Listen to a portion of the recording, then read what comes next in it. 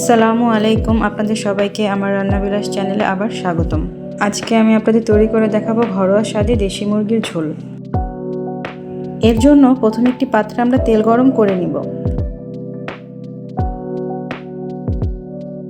তেল গরম হয়ে গেলে দিয়ে দেব কাঁচামরিচ ও পেঁয়াজ কুচি।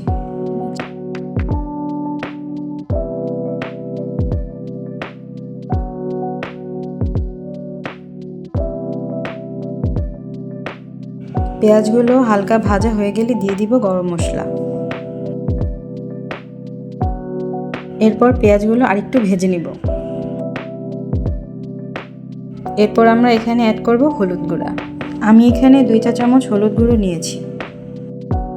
এবার দিব 1 চা চামচ মরিচ গুঁড়া। এবার দিব 2 চা চামচ জিরা পেঁয়াজ বাটা। আর দিয়ে দিব 2 চা চামচ আদা রসুন বাটা।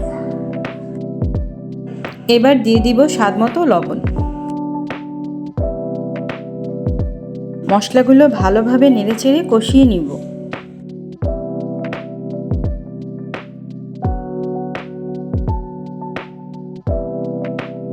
মশলাগুলো হালকা ভাজা হয়ে গেলে দিয়ে দিব অল্প পরিমাণে পানি।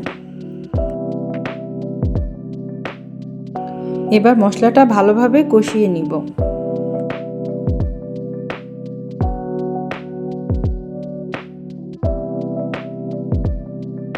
মশলা কষানো হয়ে গেলে দিয়ে দিব কেটে ধুয়ে রাখা দেশি মুরগির মাংস।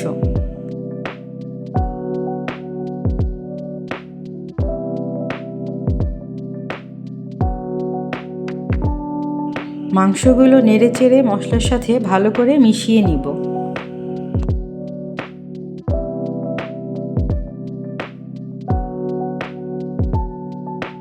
এবার মাংসগুলোকে একটি ঢাকনা দিয়ে ঢেকে কিছুক্ষণের জন্য কষিয়ে নিব।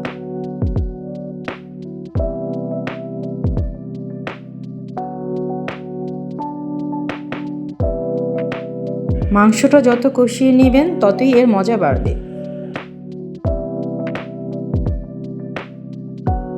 মাংস কষানো হয়ে গেলে দিয়ে দিব পরিমাণ মতো পানি।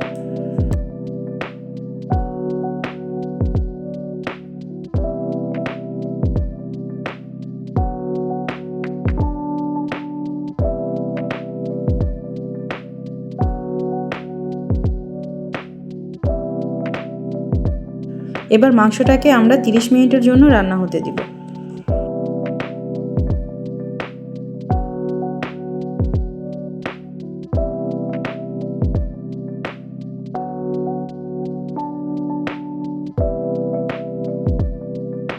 মাংসটা একটু নরম হয়ে এলে এর মধ্যে দিয়ে দিব শাক বাটা।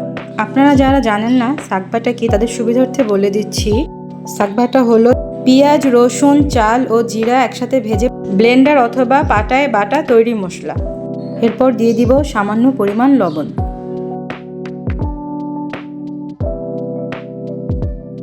এরপর মাংসটা আরও কিছুক্ষণ রান্না করে নিব।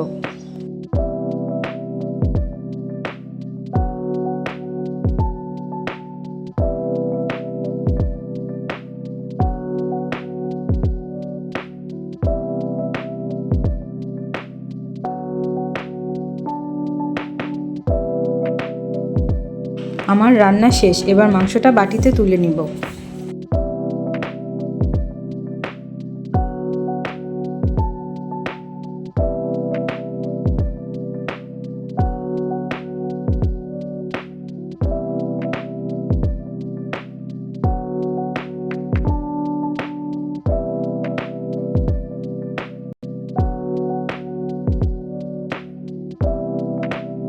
ভিডিওটি ভালো লাগলে অবশ্যই আমার চ্যানেলটি সাবস্ক্রাইব করে দিবেন ও লাইক কমেন্টস করে পাশে থাকবেন। আল্লাহ হাফেজ।